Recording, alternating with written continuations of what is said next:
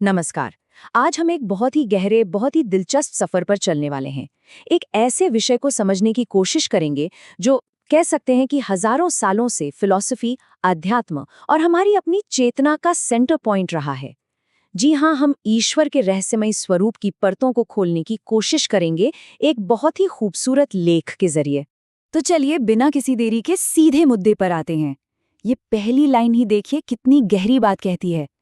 आदि में केवल ईश्वर था, ना आदि उसका ना अंत उसका। मतलब एक ऐसी सच्चाई जो टाइम और स्पेस सबसे परे है। और सच कहूं तो यही एक लाइन, यही एक सोच हमारी आज की पूरी चर्चा की बुनियाद है। तो सवाल उठता है कि इस अनंत, इस इन्फिनिट वजूद को आखिर समझा कैसे जाए।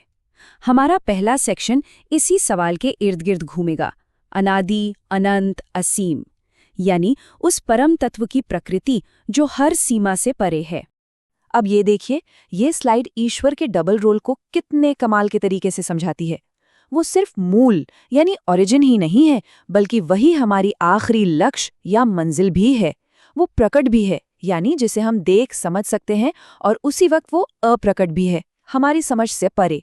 कह सकते हैं कि कायनात का हर जर्रा उसी से शुरू होता है और घूम फिरकर उसी में वापस मिल जाता है।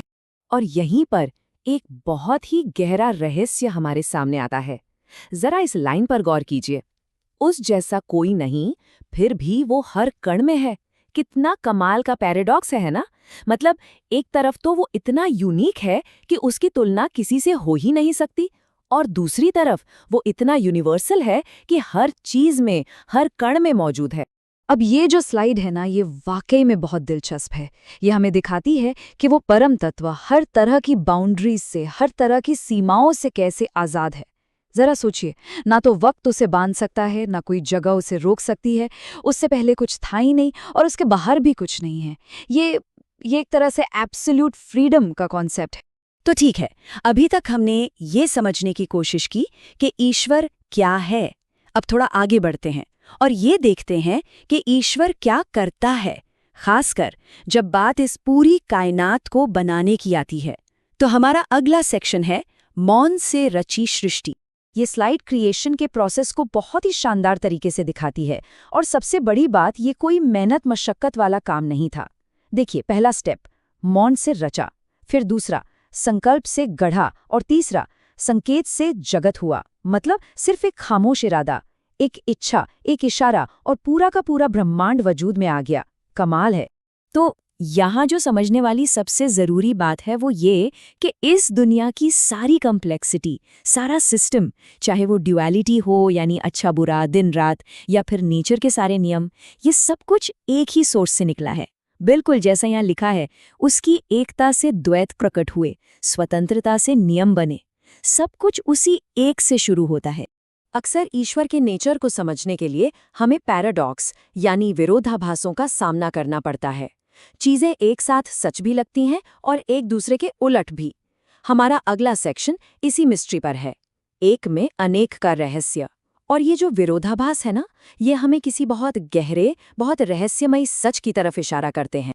अच्छा, चलिए इसको थोड़ा और गहराई से समझते हैं। ये स्लाइड एक बहुत ही गहरे पैराडॉक्स को सामने रखती है। वो निकट है बिना निकट आए, और दूर है बिना दूर हुए। इसका मतलब क्या हो सकता है? मतलब ये है कि ईश्वर की मौजूदगी बिल्कुल करीब, एकदम पर्सनल भी है, और साथ ही वो हमसे बहुत परे, बहुत दूर भी है। और ये दोनों बातें एक ही वक्त में सच हैं। और ये विरोधाभास का सिलसिला यही नहीं रुकता, वो एक में अनेक है और अनेक में एक। अब ये कोई लॉजिक पजल नहीं है जिसे हमें सॉल्व करना है। जैसा कि स्लाइड में साफ लिखा है, ये विरोध नहीं, रहस्य है। मतलब डाइवर्सिटी यूनिटी को खत्म नहीं करती, बल्कि यूनिटी के अंदर ही समाई हुई है। ये एक ऐसी मिस्ट्री है जिस पर सोचने की जरूरत है, सुलझाने की नहीं। ये लाइन कितनी खूबसूरत है। हर पर्दा उसी का है और हर प्रकाश उसी की छाया। इसका मतलब बहुत गहरा है। यानी जो चीजें हमें दिखती हैं और जो चीजें हमसे छिपी हुई हैं, पर्दे के पीछे हैं, वो दोनों ही उसी एक डिवाइन रियलिटी के हिस्से हैं। जो सामने है वो भी, और जो रहस्य है वो भी, सब उसी से है। तो चलिए अब इन एब्स्ट्रैक्ट आइडियाज से थोड़ा हटकर कुछ ज्यादा पर्सनल बात करते हैं। सवाल ये है कि ईश्वर को महसूस कैसे किया जाता है, इसका रास्ता क्या है। ये सेक्शन इसी पर है, हृदय का अनुभव।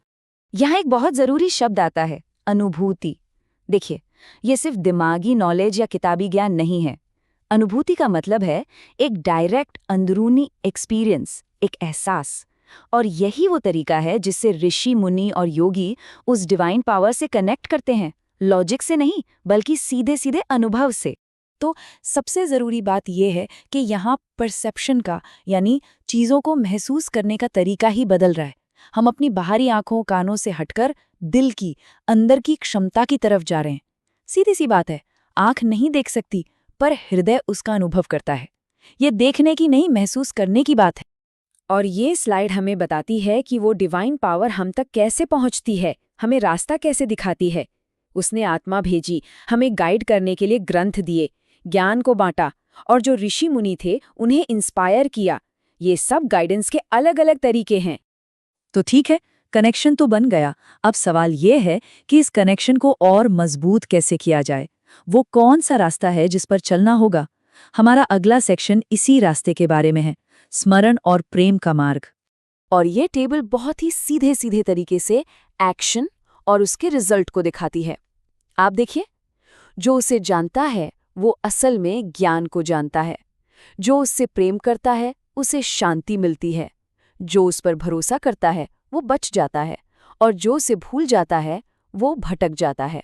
एकदम सीधा साधा कॉज एंड इफेक्ट है। और एक बात और, ये रास्ता कोई मुश्किलों से भरा हुआ नहीं है। जैसा कि ये लाइन हमें याद दिलाती है, उसका स्मरण जीवन है, उसका निकटत्व सुख है। यानी ये वो रास्ता है जो सीधा जिंदगी और खुशी की तरफ लेकर जाता है। अब हम अपनी इस चर्चा के आखिरी पड़ाव पर आ गए हैं।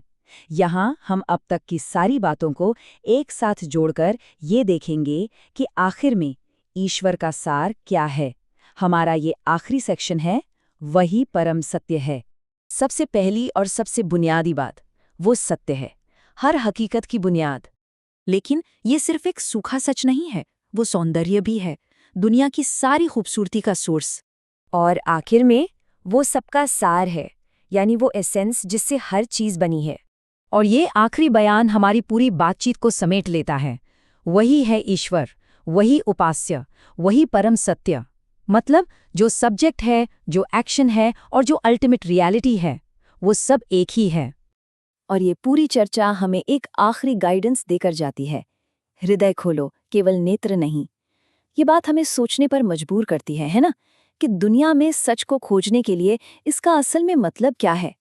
और ये सवाल इस चर्चा का अंत नहीं है, बल्कि शायद एक नई सोच की शुरुआत है।